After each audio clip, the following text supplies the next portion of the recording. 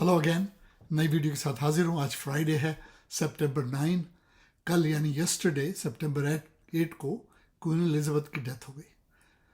Queen Elizabeth 96 years old थी और न सिर्फ वो बरतानिया की मलका थी, वो कनाडा की, ऑस्ट्रेलिया, न्यूजीलैंड और कई ममालिक की मलका थी। इसीलिए पूरी दुनिया में 2 दिन से तमाम मीडिया, सारे अखबार, सोशल मीडिया क्वीन की खबरों से भरा हुआ है।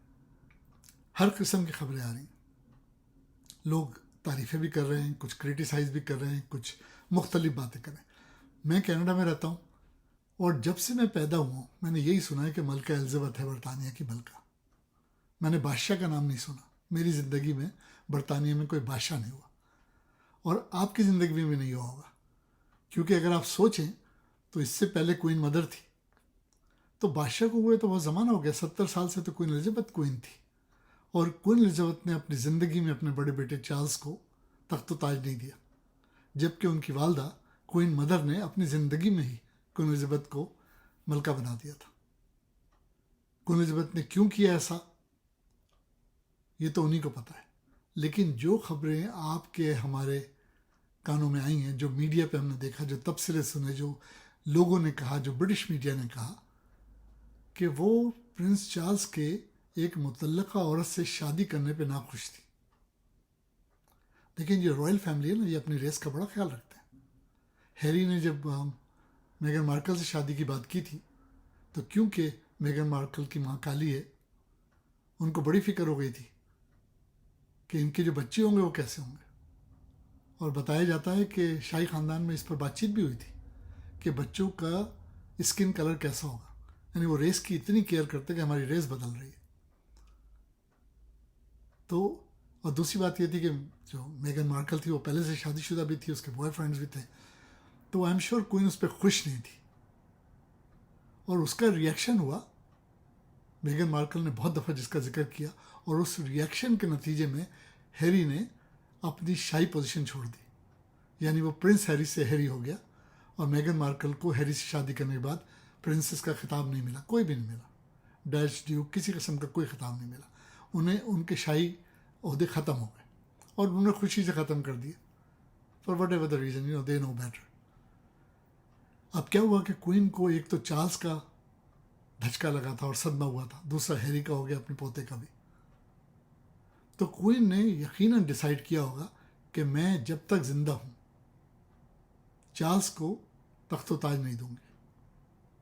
अब देखिए, हुआ यह था कि जब डायना का हादसा हुआ था, और जस्ट अ कोइंसिडेंट कि मैं ड्राइव कर रहा था पेरिस से लंदन की तरफ अपनी फैमिली के साथ, तो रास्ते में हमने देखा कि ब्रिज के नीचे बड़ा रश है, तो हम लोग भी जाके देखने लगे, तो पता चला कि वो डायना का एक्सीडेंट हो गया। फिर बाद में जो लोगों ने बातें की, पता चला कि वो सस्पिशियस डेथ थी। तो उस हादसे के बाद बहुत से लोगों का ओपिनियन क्वीन के बारे में, चार्ल्स के बारे में चेंज हो गया। लेकिन इंग्लिश जो होते हैं ना, ये अभी भी अपने शाही ख़ानदान को बहुत प्यार करते हैं, बड़े ट्रेडिशनल किस्म के लोग हैं। और रह गई बात मेगन मार्कल की, तो वो बड़ी होशियार औरत है, उन्हें गोरे बच्चे पैदा कर दिए, उसके दोनों बच्चे गोरे। और देखें, कोई मुश्किल नहीं है। आप में से अगर किसी ने माइकल जैक्सन को देखा होगा तो आपको पता होगा कि माइकल जैक्सन गोरों से ज़्यादा गोरा हो गया था। वो पहले काला होता था, उसकी नाक भी थोड़ी टेढ़ी थी, उन्हें सब कुछ सही करा लिया, दौलत थी ना। तो यकीनन साइंस ने इतनी तरक्की कर ली है कि ये चीज़ें पॉसिबल हैं। तो मुझे नहीं पता मेगन मार्कल ने क्या किया, लेकिन अगर आप देखें तो दोनों बच्चे उसके गोरे हैं, तो शाही ख़ानदान को फ़िक्र नहीं हुई रेस की। और जब मैं मेगन मार्कल का जिक्र करूं तो क्वीन की रसूमात हो रही हैं और 10 दिन बाद उसका ख़त्म होगा सारी रसूमात। तो सब पहुंचे हुए हैं क्वीन के पास। अब क्वीन थी स्कॉटलैंड में, बेलमोरल कैसल में, तो मेगन मार्कल को वहाँ जाने नहीं दिया गया। यानी अभी तक ग्रज रखती है शाही फैमिली। अलबत्ता बाकी सब इनवाइटेड थे, हैरी गया था, केट भी नहीं गई थी, केट मिडल्टन, लेकिन उसकी वजह ये थी कि बच्चों के स्कूल खुल रहे थे इसलिए वो नहीं गई थी, अदरवाइज शी वॉज इन्वाइटेड। मेगन मार्कल वॉज इन्वाइटेड। अब क्या हुआ है कि जो हैरी के दोनों बच्चे हैं, यानी आर्ची और लिलिबेथ, वो दोनों एलिजिबल हो गए हैं, क्वालिफाइड कर गए हैं कि उनको टाइटल मिले प्रिंस और प्रिंसेस का। अब ये ऑल डिपेंड करता है कि चार्ल्स जो बादशाह बन गया है, अगर वो अप्रूवल देता है तो टाइटल मिलेंगे, नहीं देगा तो नहीं मिलेंगे। क्वीन की डेथ के बाद सारे टाइटल एलिवेट हो गए, चार्ल्स बादशाह बन गया है। अब विलियम्स और केट जो हैं उनको वो टाइटल मिल गया जो चार्ल्स का था, यानी second in line for throne, कि चार्ल्स के बाद विलियम बादशाह बनेगा। गोया जो अंग्रेज़ लोग हैं, ब्रिटिश हैं, अब काफ़ी अरसे तक बादशाह देखेंगे, मलका नहीं देखेंगे। और विलियम के बाद क्योंकि हैरी आउट हो गया तो विलियम का बेटा जो है वो भी बेटा है, तो मैं समझता हूँ आइंदा शायद 100 साल तक वहाँ बादशाह हुआ करेगा। चलिए, क्वीन चली गई, बादशाहत आ गई, चार्ल्स बादशाह बन गया। इंग्लैंड के लोग एक्सेप्ट करेंगे, हमेशा एक्सेप्ट करते थे। कनाडा पे इसका क्या असर हुआ? क्योंकि कनाडा में तो क्वीन सॉवरेन पावर है।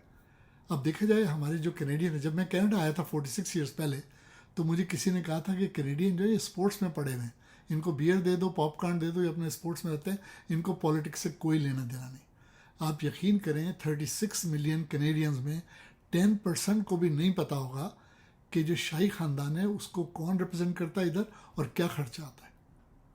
लेकिन मैं आपको बताता हूँ कि क्वीन को कनाडा में गवर्नर जनरल रिप्रेजेंट करता है, और सारे सूबों में लेफ्टिनेंट गवर्नर्स होते हैं जो रिप्रेजेंट करते हैं क्वीन को। और गवर्नर जनरल ऑटवा में रहता है, और उसका जो घर है वो 20 एकड़ पे है, उसमें क्रिकेट की फील्ड है।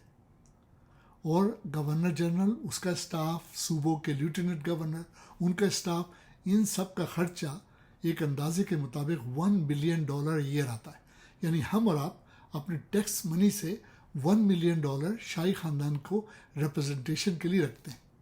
अब कई दफ़ा इस बात पे बहस हुई कि भाई करता क्या है शाही ख़ानदान, क्योंकि जस्टिन ट्रूडो के जो वालिद थे, पियर एलियट ट्रूडो, उनका सबसे बड़ा कारनामा ये था कि वो कनाडा का कॉन्स्टिट्यूशन घर ले आए थे। पहले हाउस ऑफ लॉर्ड इंग्लैंड का हमारे फैसले करता था, हमारा मंशूर वहाँ पड़ा हुआ था इंग्लैंड में। ये ट्रूडो साहब का कारनामा था कि वो कनाडा लेकर आ गए मंशूर, अब हम अपने फैसले खुद करते हैं। तो कनाडा अपने कानून खुद बनाता है, फैसले खुद करता है, लेकिन क्वीन से मंजूरी ली जाती है। और बेचारी क्वीन को तो पता भी नहीं होता था, वो तो रबर स्टैंप लग जाती थी। बकिंगम पैलेस के स्टाफ रबर स्टैंप लगाते, यानी जो कानून कनाडा ने बनाया हमारे पॉलिटिशियन ने, वो ऑटोमेटिकली समझ ले अप्रूव्ड हो गया, क्वीन उसको मना नहीं करती थी। अलबत्ता जो गवर्नर जनरल जो क्वीन को रिप्रेजेंट करता है, उसकी इतनी ज़्यादा पावर है कि वो सिटिंग प्राइम मिनिस्टर को घर भेज सकता है, फारिग कर सकता है। और मज़े की बात यह है कि गवर्नर जनरल को प्राइम मिनिस्टर साहब ही अपॉइंट करते हैं। अब ये किस किस्म का लॉ है मुझे नहीं पता कि जिसको आप अपॉइंट कर रहे हैं उसके पास ये पावर है कि वो आप ही को जो है फारिग कर दे और घर भेज दे। खैर, ये तो क्वीन की बात है। अच्छा, अब इम्पैक्ट क्या हुआ क्वीन के जाने के बाद? देखिए, 70 साल से क्वीन रूल कर रही थी। अच्छा, बाय द वे एक मैं बात बताऊं कि देखें, डायना के बाद थोड़ा सा मेरा भी क्वीन पे, चार्ल्स पे थोड़ा सा मुझे गुस्सा था, क्योंकि सस्पिशियस डायना को सब प्यार करते थे, अच्छी औरत थी, पाकिस्तान भी गई थी। उसके बाद क्या हुआ कि मुझे एक दिन गवर्नर जनरल का फ़ोन आया, और मुझे गवर्नर जनरल ने कहा कि हमारे पास तुम्हारे लिए क्वीन का गोल्डन जुबली मेडल है। अब ये मामूली बात नहीं है, उसके लिए अपॉइंटमेंट होता है ऐसे मेडल्स के लिए। आप गूगल करें और लिस्ट देखें कि गोल्डन जुबली मेडल में मेरा भी नाम होगा। तो जब मुझे ये गोल्डन जुबली मेडल मिला क्वीन की तरफ से, तो I was honoured and I was dilated, क्योंकि ये अपॉइंटमेंट होता है ना, हर एक को तो नहीं मिलता। और जहाँ तक मुझे पता है, हो सकता है मैं गलत हूँ, मैं ब्रैम्पटन में रहता हूँ, यहाँ किसी पाकिस्तानी इंडियन के पास ये गोल्डन जुबली मेडल नहीं है। मैं मिसागा में रहता था, मुझे पता है कि वहाँ भी किसी के पास नहीं था। मुझे नहीं पता कि ओंटारियो में किसी पाकिस्तानी के पास है या नहीं। एक साहब को मिला था, जहाँ तक मुझे पता उनकी डेथ हो गई। तो मैं नहीं समझता कि किसी लिविंग पाकिस्तानी कैनेडियन के पास ये गोल्डन जुबली मेडल है, मगर अगर है तो मेरी गलत फहमी है। तो क्वीन के जाने के बाद क्या हुआ कि जब हम गवर्नमेंट को सू करते थे तो हम क्वीन को सू करते थे। तो जितने भी केसेस कोर्ट में क्वीन के सू के हैं वो सब इनवैलिड हो गए, क्योंकि अब किंग आ जाएगा, चार्ल्स आ जाएगा। इसी तरीके से क्वींस प्लेट जो रेस कोर्स में होती थी उसका नाम भी बदलना होगा। क्वींस पार्क जहाँ डग फोर्ड साहब बैठते हमारे प्रीमियर, उसका भी नाम। तो क्वीन के जाने के बाद हिज और हर का मसला हो गया, मोहन्नस और मुजक्कर का। तो अब कनाडा में बड़ी तब्दीलियाँ आएंगी। बहुत जगह कानूनी तौर पे जो वकील बनते हैं तो वो भी एलिजेंस क्वीन की करते हैं, सिटीज़न बनते हैं एलिजेंस क्वीन की करते हैं। तो कनाडा में इमीडिएटली बहुत सारी तब्दीलियाँ करनी पड़ेंगी। हर से हिज होगा, हर जगह क्वीन के बजाय किंग होगा, बेशुमार तब्दीलियाँ होंगी। तो मैं आज सुन रहा था अपने पॉलिटिशियन को, जॉन टोरी साहब को भी, जो टोरंटो के हैं, उन्होंने इंडिया दे दिया है कि चेंजेस क्विकली शुरू होने वाली हैं। तो देखिए, क्वीन तो चली गई, लेकिन अब कनाडा इन चेंजेस को किस तरह हैंडल करेगा, अगले वीडियो तक के लिए इतना ही।